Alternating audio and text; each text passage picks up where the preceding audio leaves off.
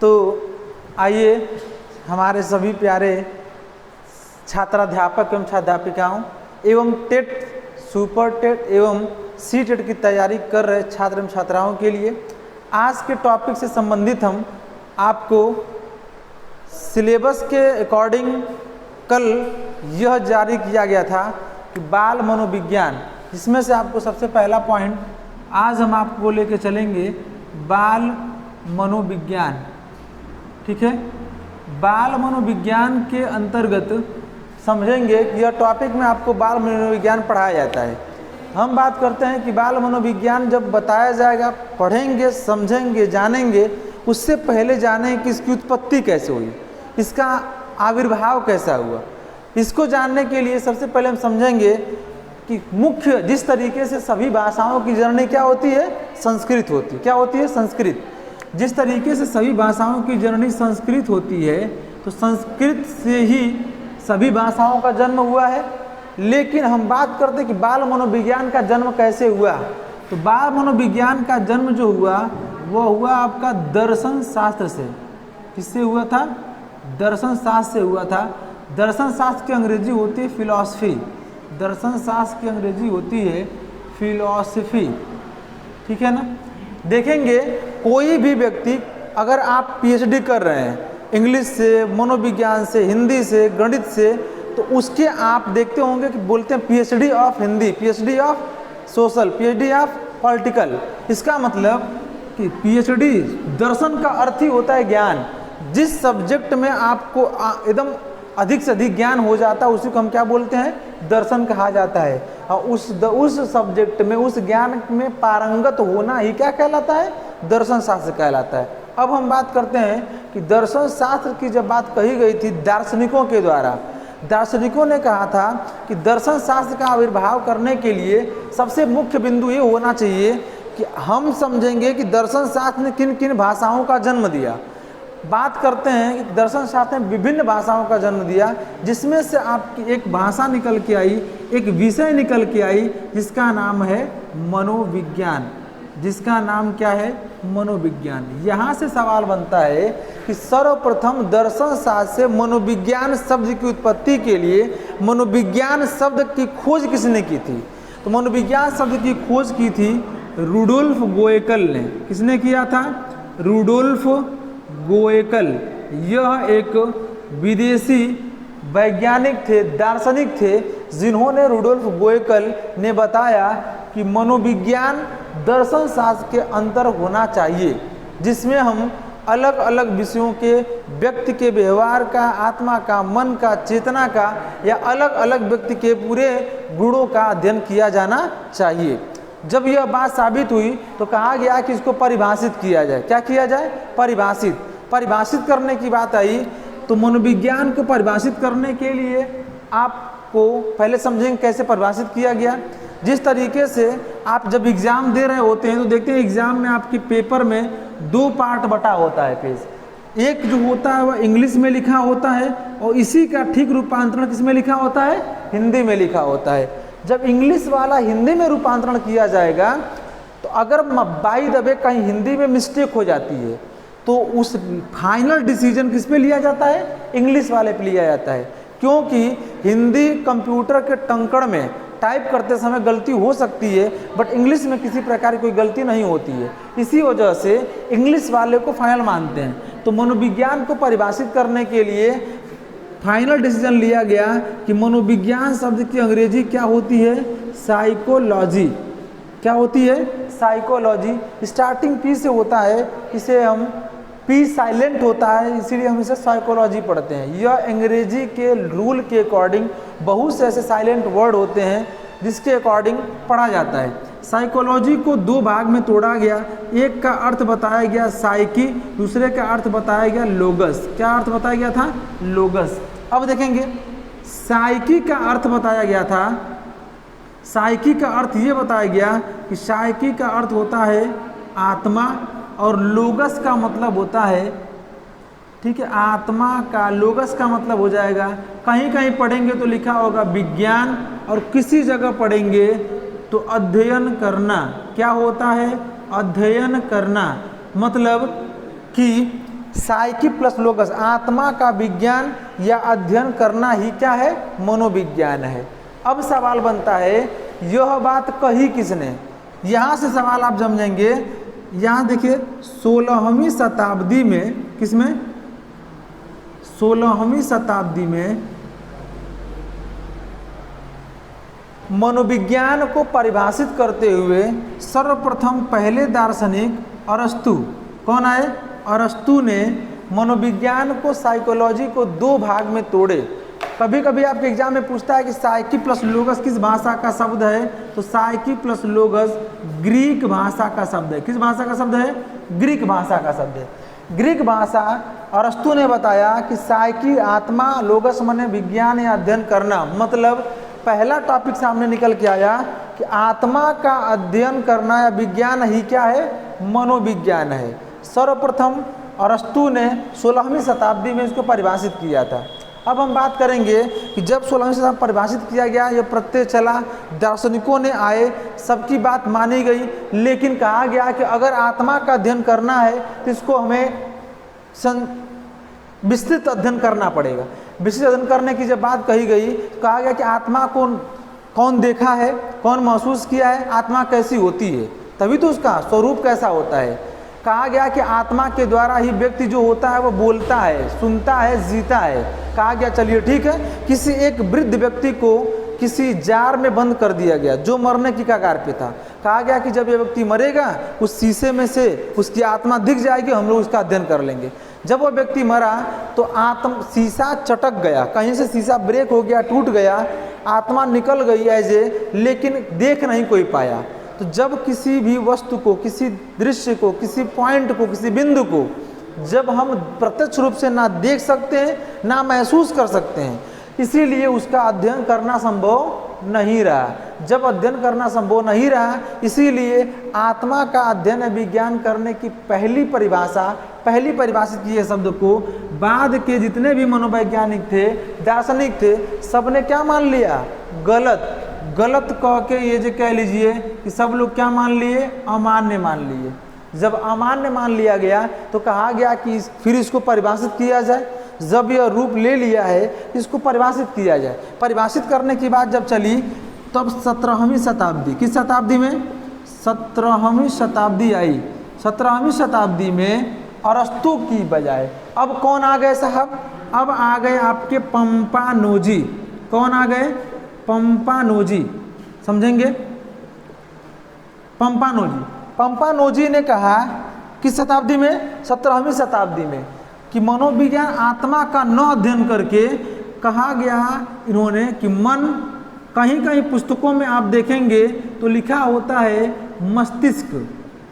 बात समझ में आ रही है ना? मन या मस्तिष्क का विज्ञान या अध्ययन करना ही क्या कहलाता है? मनोविज्ञान कहलाता है।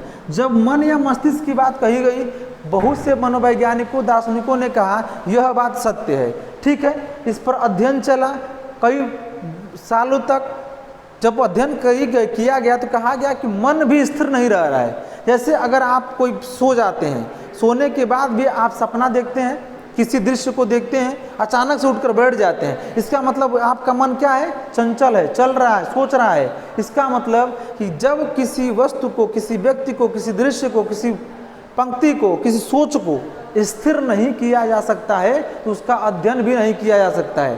कुछ हिंदी के व्याकरणों ने यह दिया हुआ है, पीपर पात सरिस मन डोला। जिस तरीके से पीपल की पत्ती बिना हवा के डोलती रहती है, वैसे ही व्यक्ति का मन भी हमेशा क्या करता रहता है? डोलता रहता है। इसीलिए जो चीज़ स्थिर नहीं हो सकती उसका अध्ययन नहीं किया जा सकता है। इसीलिए इसको भी क्या मान लिया गया?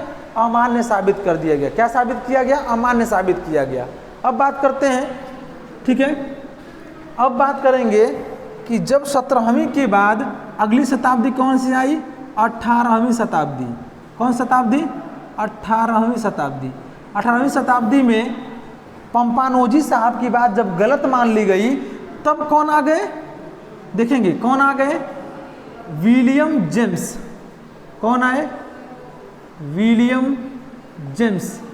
यह मनोवैज्ञानिक, जिन्होंने, विलियम जेम्स साहब ने कहा कि नहीं, हम मनोविज्ञान को किसका अध्ययन करेंगे? चेतना का अध्ययन करेंगे। किसका अध्ययन करेंगे? चेतना का अध्ययन करना ही क्या कहलाता है? मनोविज्ञान कहलाता है। बात अब समझेंगे चेतना क्या होती है, समझेंगे। अगर यह पॉइंट समझ में आया, मिटाते हैं, आगे देखते हैं। आगे देखिए, जब मनोविज्ञान को परिभाषित करने की बात कही गई तो तीसरा बार इसका परिभाषित करने के लिए विलियम जेम्स ने किसका बताया? चेतना का। चेतना को ऐसे कह लीजिए कि एक तरीके से यह होता है प्रेजेंट ऑफ माइंड। किसी बात को आकस्मिक सोचना, किसी बात पर तुरंत विचार प्रस्तुत करना ही क्या कहलाता है? चेतना शक्ति कहलाता है। कहा गया इसको परिभाषित करके दिखाइए। इन्होंने जो था एक पिरामिड बनाया, उसको 3 भागों में तोड़ा। एक का नाम दिया चेतन, दूसरे का नाम दिया इन्होंने अर्धचेतन। क्या नाम दिया? अर्धचेतन। और तीसरा दिया था अचेतन। मतलब चेतना को कितने भाग में तोड़ा गया? चेतन, अर्धचेतन और अचेतन। अब इसको समझने के लिए इन्होंने बताया कि जिस तरीके से, जैसे मान लीजिए यह एक टब है, ठीक है ना, इस टब में हमने खूब पानी भर दिया है, जल, इसमें हम कोई भी बर्फ का सिल्ली या बर्फ का टुकड़ा फेंक रहे हैं उसमें। यह क्या है? बर्फ का टुकड़ा, ठीक है ना। बर्फ का टुकड़ा जब इसके अंदर हम डालेंगे तो देखेंगे कि बर्फ किसी भी, सामान्यतः देखे होंगे आप लोग कि कोई भी पानी में बर्फ जब डाल देंगे तो बर्फ का पूरा हिस्सा नीचे डूब जाएगा और ठीक ऊपर ही हिस्सा दिखेगा। मतलब इतना हिस्सा दिखेगा, मान लीजिए यह टोटल 100% में से सिर्फ 1% हिस्सा दिखेगा, बाकी 99% क्या हो जाएगा? डूब जाएगा। अर्थात यह साबित किया गया कि जो 90% डूब जाता है वह कहाँ चला गया? अचेतन में चला गया। बात समझ में आ गई? चेतन में कितना रहा? 1%। और अर्धचेतन कितना रहा? 0%। जब यह बात साबित हो गई, यह 99% है, तो कहा गया कि चेतन, प्रेजेंट ऑफ माइंड, हम सिर्फ 1% कार्य करते हैं। इसका मतलब कि 99% अचेतन होती है। समझिए कैसे होता है। जैसे मान लीजिए कि आपकी एज सामान्यतः 20 साल हो गई है और कहा जाए कि 1 साल से लेकर 20 साल के बीच में जितनी घटना आपने किया है, जो भी क्रियाएं की हैं, क्रम वाइज बता दीजिए। बता पाएंगे? असंभव, नहीं बता पाएंगे। इसका मतलब कि वो जो चीज़ें दब गई हैं, जो चीज़ें आप छोड़ चुके हैं, भूल चुके हैं, वह कहाँ गया है? अचेतन में। कहाँ गया है? अचेतन में। लेकिन जो चीज़ें हम वर्तमान में तुरंत याद कर ले रहे हैं, वह कहाँ पे है? चेतन में हो जाती है। बात समझ में आ गई ना? इसी तरीके से अब सोचेंगे अर्धचेतन क्या होता है। देखते होंगे कभी कभी, मान लीजिए कि अचानक से आपका केबीसी में सिलेक्शन हो जाता है, गए अमिताभ बच्चन साहब आपसे सवाल करते हैं और वहाँ पर आपके पास सवाल अंतिम 7 करोड़ जीतने वाले हैं और 7 करोड़ जीतने में वहाँ पे ध्यान से देखिए कि आपको एक लाइफलाइन बची है। 50-50 आपने कर दिया। 2 क्वेश्चन को आप आंसर को डिलीट कर दिए, 2 गलत आंसर को, 2 बच गया। उसमें से आप देखते हैं, कहते हैं पता नहीं यह सही होगा कि यह सही होगा, यह सही होगा कि यह सही होगा। उस केस में अगर कहीं से कोई हिंट देता है और उसको सही कर ले जाते हैं, वही किसका भाग हो जाता है? अर्धचेतन। जो कि ऐसा संभव नहीं है कि एग्जाम में कोई हिंट देने आएगा आपको। बात समझ में आ गई ना? इसीलिए चेतन को 1% दिया गया, तो बाद के जितने भी मनोवैज्ञानिक थे इसको भी क्या मान लिया गया? अमान्य साबित कर दिया गया। जब कहा गया आत्मा का भी प्रत्यय गलत हो गया, इसके बाद से क्या मन या मस्तिष्क की भी बात गलत साबित कर दी गई, चेतना का भी अध्ययन गलत कर दिया गया। तब हमारे 19वीं शताब्दी की बात करेंगे। 19वीं शताब्दी में, शताब्दी कितने साल की होती है? 100 वर्ष को एक शताब्दी कहा जाता है। 19वीं शताब्दी में जेम्स साहब का खंडन करते हुए आ गए हमारे वाटसन महोदय। कौन आ गए? वाटसन महोदय। वाटसन महोदय ने कहा कि अब हम न तो आत्मा का, न तो मन का, न तो मस्तिष्क का, न ही चेतना का मनोविज्ञान कहेंगे, अध्ययन कहेंगे। जबकि अब हम लोग कहेंगे कि वाटसन जो होता है ने उन्होंने बताया कि मनोविज्ञान किसका अध्ययन करता है? व्यवहार का अध्ययन किया जाता है। किसका अध्ययन किया जाता है? व्यवहार का अध्ययन। और यही वर्तमान में ही क्या है? परिभाषा है। सवाल यहाँ से क्या बनता है कि मनोविज्ञान को ने के अंतर्गत व्यवहारवाद के जनक किसे कहा जाता है? तो व्यवहारवाद के जनक कौन है? वाटसन है। कौन है? वाटसन है। अब बात करते हैं हम कि व्यवहारवाद को बात जब आई तो क्यों। अब समझिए आप, यूपी टेट प्राइमरी या जूनियर का देने के बाद आप या तो प्राथमिक विद्यालय में जाएंगे या तो जूनियर विद्यालय में जाएंगे। सोचिए कि न तो प्राथमिक के बच्चों को मनोविज्ञान पढ़ाना है, न तो जूनियर के बच्चों को मनोविज्ञान पढ़ाना, फिर क्या करेंगे पढ़ा के? फिर क्या करेंगे? इसलिए वो पढ़ाया जाता है कि शिक्षक को बच्चों के व्यवहार के बारे में अध्ययन करने की योग्यता लाने के लिए व्यवहार का अध्ययन कराया जाता है। इसीलिए बच्चों को बाल मनोविज्ञान शिक्षकों को पढ़ाया जाता है, जिससे बच्चा और शिक्षक जो होगा बच्चों के व्यवहार को पढ़ सकेगा और बच्चे शिक्षक के व्यवहार को जान सकेंगे, जिससे पढ़ाने में बाल केंद्रित शिक्षा का उन्मुख होगा। हर बच्चा आसानी से सीख सकेगा, पढ़ सकेगा। आज हमने क्या जाना कि मनोविज्ञान सर्वप्रथम किससे परिभाषित किया गया? अरस्तु के द्वारा। क्या नाम दिया गया? आत्मा का अध्ययन। जब वो भी प्रत्यय गलत साबित हो गया तो किसको दिया गया? विलियम पंपानोजी। पंपानोजी साहब ने किसका बताया था? मन या मस्तिष्क का। वो भी प्रत्यय गलत हो गया। तब किसका अध्ययन किया गया? बात करें किसका अध्ययन किया गया? किनका? विलियम जेम्स का। विलियम जेम्स ने किसका अध्ययन किया था? चेतना का अध्ययन किया था। अब देखेंगे यहाँ पर 19वीं शताब्दी में वाटसन की बात आई। वाटसन ने बता दिया कि व्यवहार का अध्ययन करेंगे। वर्तमान में भी मनोविज्ञान किसका अध्ययन करता है? व्यवहार का अध्ययन करता है। इतनी बात समझ में आ गई ना? यहाँ से एक परिभाषा सामने आती है, समझेंगे। यहाँ से एक आपको परिभाषा समझ में आएगी। एक परिभाषा दी जाती है, अवधारणा किसकी दी जाती है?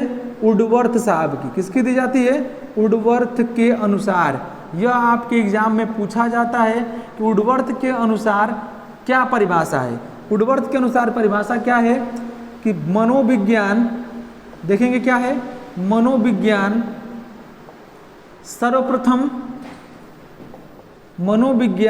सर्वप्रथम अपनी आत्मा का त्याग किया। किसका त्याग किया?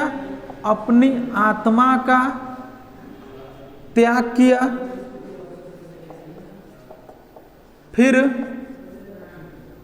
मन का, फिर चेतना का, एवं वर्तमान में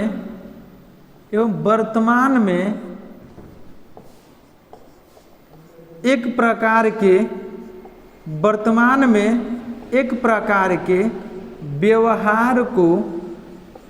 व्यवहार को संजोए हुए है। क्या किए हुए?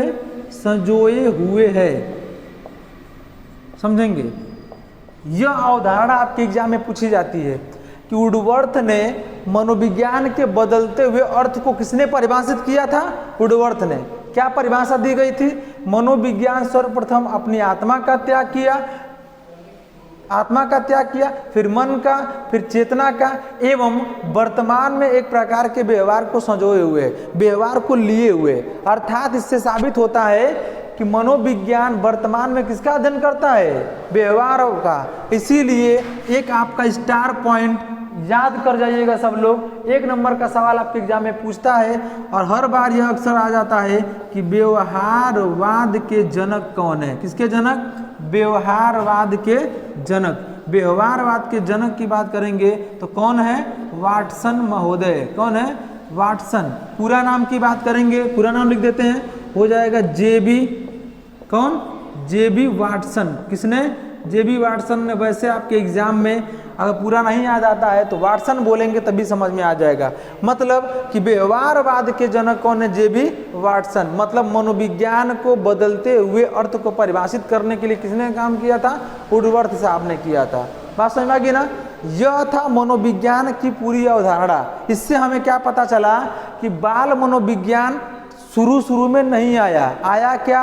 मनोविज्ञान। मनोविज्ञान के अंतर्गत जब हमने पढ़ा कि जब व्यवहार का अध्ययन करेंगे तो कहा गया कि व्यवहार कई प्रकार का होता है। बालकों का अलग होता है, वयस्कों का अलग होता है, वृद्धों का अलग होता है, एवं युवाओं का अलग होता है। तो कहा गया कि प्राथमिक और जूनियर के बच्चों को हम कैसे व्यवहार की बात करेंगे? तो कहा गया कि बालक के व्यवहार का अध्ययन करेंगे। इसीलिए मनोविज्ञान नहीं हम लोग पढ़ते हैं, मतलब यूपी टेट एवं सी टेट की तैयारी कर रहे, चाहे प्राइमरी या जूनियर तक के छात्राध्यापक एवं छात्राध्यापिकाओं की बात करेंगे, वह जो होते हैं वह मनोविज्ञान नहीं पढ़ते हैं। क्या पढ़ते हैं? बाल मनोविज्ञान। इसीलिए इसे आपके शॉर्ट में देखेंगे लिखा होता है CDP, इसका फुल फॉर्म होता है चाइल्ड डेवलपमेंट एंड पेडागॉगी होता है, या गॉजी भी बोल सकते हैं, जिसका हिंदी होता है बाल विकास एवं शिक्षा शास्त्र। बात समझ में आ गई ना? तो अब समझेंगे कि यह जब बाल मनोविज्ञान की अवधारणा के बाद से शिक्षा होती क्या है, शिक्षा होती क्या है, समझेंगे। यह पॉइंट समझ में आ गया आपको? जो भी टॉपिक, जो पॉइंट आपको समझ में न आए, वीडियो के नीचे कमेंट बॉक्स में अपना टिप्पणी, अपनी अभिव्यक्ति, अपने विचार, अपने प्रश्न कमेंट कर सकते हैं, जो आपको अगले वीडियो में बता दिया जाएगा, या तो आपको कमेंट सेक्शन में उसका जवाब दिया जाएगा। आगे चलते हैं, वीडियो को जरूर देखें आप, ठीक है, और लाइक करें, अधिक से अधिक शेयर करें, जिससे आपको आपके साथ साथ अलग बच्चों तक भी आसानी से वीडियो पहुंच सके। चलिए आगे देखते हैं, ठीक है। अगला बात करते हैं हम कि बाल मनोविज्ञान से पहले बात की गई शिक्षा मनोविज्ञान की। किसकी बात करते हैं? शिक्षा मनोविज्ञान, ठीक है। अब देखिए क्या है, शिक्षा मनोविज्ञान के जनक की बात करते हैं तो शिक्षा मनोविज्ञान के जनक हैं थार्नडाइक। कौन है? थार्नडाइक। शिक्षा मनोविज्ञान के जनक कौन है? थार्नडाइक हैं। थार्नडाइक महोदय ने कहा कि शिक्षा होती क्या है। तो शिक्षा को परिभाषित करने के लिए देखिए, शिक्षा की अंग्रेजी होती है एजुकेशन। इसको भी आपको देखेंगे लैटिन वर्ड में तोड़ा गया, तो होता है ई और ड्यूको। किससे बना था? ड्यूको से। यह एक लैटिन भाषा का शब्द है, ठीक है ना, लैटिन शब्द, समझेंगे। ई का मतलब होता है इंटर, मतलब ऐसे कह लीजिए कि अंदर से, और ड्यूको का मतलब होता है बाहर निकालना। क्या होता है? बाहर निकालना। अब समझेंगे, देखेंगे क्या कि जब किसी व्यक्ति के या बालक के अंदर से अंतर्निहित योग्यताओं को बाहर निकालने की प्रक्रिया क्या कहलाती है? शिक्षा कहलाती है।